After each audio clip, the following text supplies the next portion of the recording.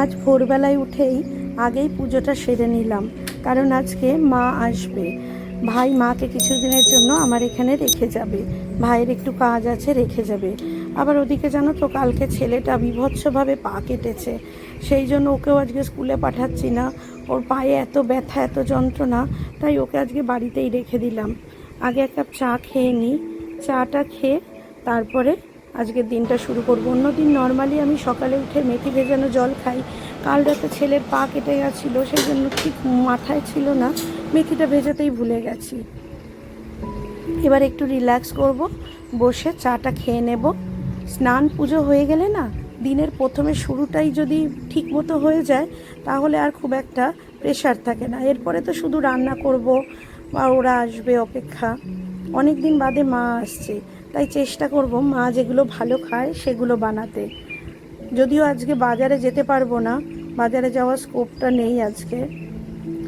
ব্লিঙ্কিট থেকে আজকে বাজার আনিয়ে নিয়েছি। ব্লিঙ্কিটে আজকে বেশ ভালো লাল শাক পাঠিয়েছে। অন্যদিন লাল শাকগুলো কেমন কেমন থাকে, কিন্তু আজকে খুব ভালো লাল শাক পাঠিয়েছে। আর লাল শাক খেতে মা ভাই দুজনাই খুব ভালোবাসে, সেই জন্য প্রথমেই লাল শাক বানাচ্ছি। আবারও বলে দিই, আমার এই কড়াইটা দেখে কিন্তু তোমরা কেউ ভেবো না যে এত খারাপ একটা কড়াইয়ের অবস্থা। আসলে কড়াইটা না খুব একটা পুরনো নয়, ওই আমার ঝুমাদি কড়াইটাকে ঘষে ঘষে তার কোটিংটা তুলে দিয়েছে, দিয়ে কড়াইটা কেমন জানি একটা হয়ে গেছে। লাল শাক বানানোর পরে বানাচ্ছি কফি দিয়ে একটু চচ্চড়ি। এই সময় অফ সিজনে কফি খেতে বেশ ভালো লাগে, আমার তো বেশ ভালো লাগে। আমার শীতের কফি যেমনি ভালো লাগে, তার থেকেও এই সময় কফি খেতে না বেশ লাগে। কফিকে একটু ভাপিয়ে নিয়ে টমেটো আর কাঁচা লঙ্কা দিয়েই জাস্ট একটু ভাজা ভাজা চচ্চড়ি মতো করে নিলাম। এটা খেতে মাও খুব ভালোবাসে, ভাইও খুব ভালোবাসে। এবার বানাচ্ছি আলু পোস্ত। আলু পোস্ত তো অল টাইম সবার ফেভারিট। আর বললাম না, আজকে বাড়িতে খুব একটা বাজার নেই, মাছও আনা নেই। আর আমাদের পাড়ায় না মাছের দোকানগুলো সব উঠে গেছে, সেই জন্য ঘরে ছিল চিংড়ি মাছ। আর আমার কাছে আমি কালকে একটা কুমড়ো কিনে এনেছিলাম স্যুপ বানাবো বলে, সেই কুমড়ো দিয়ে চিংড়ি মাছ দিয়ে পাতলা ঝোল। এই রেসিপিটা একদিন তোমাদের সাথে শেয়ার করব।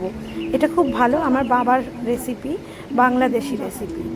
মা খাচ্ছে, মা খালি বকছে আমাকে, তুই কখন খেতে বসবি, তুই কখন খেতে বসবি। ভাই আর মাকে আগে দিয়ে দিয়েছি, আমার একটু দেরি হয় খেতে, ঝুমাদি আসে তারপরে আমি একটু খেতে বসবো। দেখো বাইরে ঝমঝমিয়ে বৃষ্টি নেমে গেছে, দুপুর থেকে বৃষ্টি, মানে এত বৃষ্টি হচ্ছে, পুরো কালো হয়ে অন্ধকার হয়ে বৃষ্টি হচ্ছিল ঝমঝম করে। মানে ক্যামেরাতে অতটা আসছে না, কিন্তু প্রচণ্ড বৃষ্টি হচ্ছে বাইরে। বৃষ্টিটা হতে হতেই 6টা বেজে গেল। আজকে রিহার্সাল ছিল, কিন্তু বৃষ্টি থামলো না দেখে রিহার্সাল ক্যান্সেল করে দিয়েছি। তাই একটু আলু পেঁয়াজের পকোড়া দিয়ে মায়ের সাথে বসে গল্প করলাম আর চা খেলাম। কত দিনের কত গল্প, যদিও মা আজকাল ভুলে যায়, মনে রাখতে পারে না। তোমরা তো জানো মায়ের হার্ট অ্যাটাকের পরে মায়ের এইটা হয়েছে। মা মাঝে মাঝে আমাকেও চিনতে পারে না, বাড়ির মানে জিনিসও ভুলে যায়, কিন্তু তবুও কিছু কিছু কথা মায়ের মনে থাকে, সেগুলো নিয়েই গল্প করি।